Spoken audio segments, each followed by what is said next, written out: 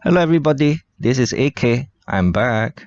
So I'm feeling a bit under the weather today, but I know that many of you have grown used to having a video or hearing me talk to myself on a daily basis. So I decided to do a repeat telecast of a section from one of my older videos on when to buy and sell. Right, I think this topic is important enough and also interesting enough to do a repeat telecast. I didn't just indiscriminately choose something to do a repeat telecast. And for newer viewers of my channel, this will probably be interesting. And for those of you who have missed this, I think you should or you might want to listen to this. Okay, so let's have a listen. Here goes.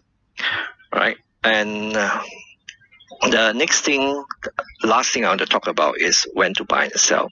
All of us know that we want to buy something when it's cheap, right?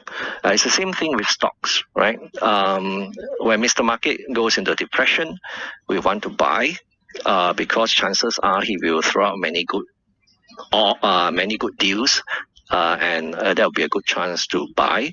And if we buy undervalued, chances are we will have a better result, right? So I always give the example of APAC REIT, which I bought a lot of during the global financial crisis. And if we have bought something good, and over time has proven itself, it pays us consistently, and it doesn't give us a heart attack. It doesn't give us headaches along the way. Like APAC REIT, in my case, for many years now, that investment is free of cost to me. I've recovered all my capital, and the money has been paying me over the last few years is free money, right? So if we are lucky enough to get to invest money in a good income generating asset, just hold on to it for dear life. You don't really have to do too much so as to get more out of it, but of course, if the price plunges for some reason and that investment remains a good investment for income, you could think of adding, right? But is it just buying and holding, you never sell? No, that's not the case. In some instances we have to sell, and in some instances we might be forced to sell. I mean, forced to sell, like in my case was Sizen REIT, Creases Retail Trust, Cordia Golf Trust. All these were taken off my hands, even though I didn't want to sell them, right? They were privatized, made some money. But there will also be times when we should sell, and I people who have been following my blog for a long time will know that there have been many cases in the past when I sold some of my investments, right? In a more recent case would be what I shared during the podcast with the fifth person, and that was SETS. I have been an investor in SETS for many years because I really like the stable business and the dividends that SETS paid. Unfortunately, during the pandemic, together with many other businesses, they had to stop paying dividends, right? And the pandemic taught me many things, and that's some businesses don't do well, right? In certain situations, right? And but I was looking for it to resume dividends after pandemic, but of course they went on to buy WFS and had to borrow a lot of money and raise funds from shareholders as well in order to make that happen. And I decided to get out of it, right? So as investors for income, we might consider selling an investment if that investment no longer generates an income for us, or for some reason is unable to pay us or unwilling to pay us. And I also talk about Centurion Corporation, but I just mentioned it during the podcast. I didn't explain why. Centurion Corporation also stopped paying a dividend during the pandemic, and I was expecting them to reward shareholders more generously after the pandemic, but that didn't happen, even though they emerged from the pandemic with a much stronger balance sheet. Of course, now there are some research houses that say, oh, buy Centurion, we're upgrading it because it's doing much better now.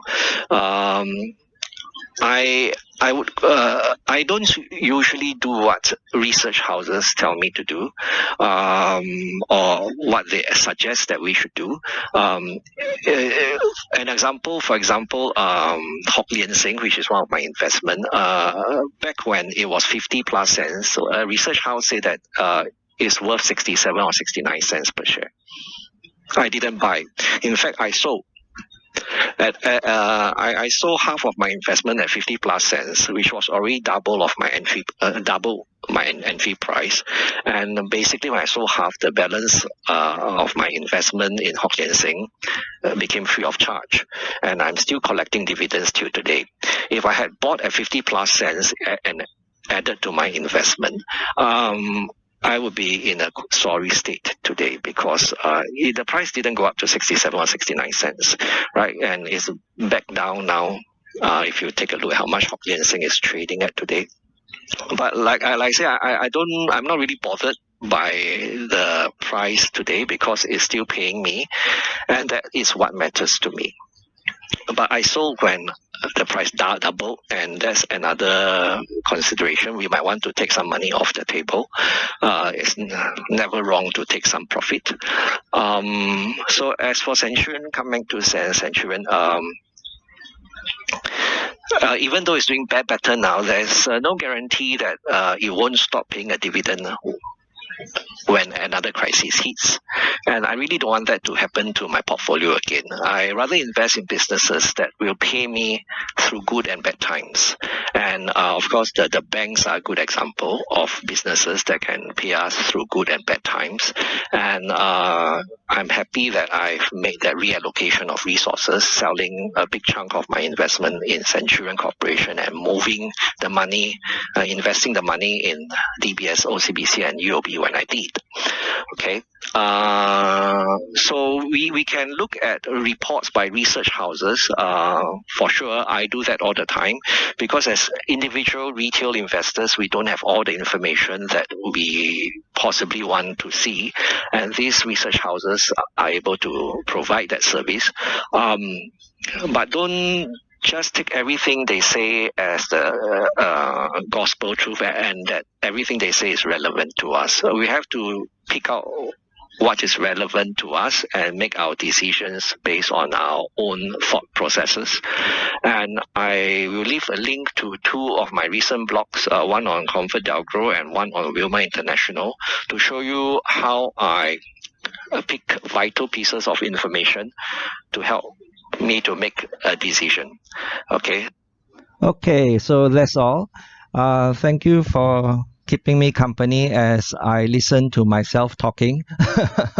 Okay, if AK can talk to himself, so can you. Bye bye.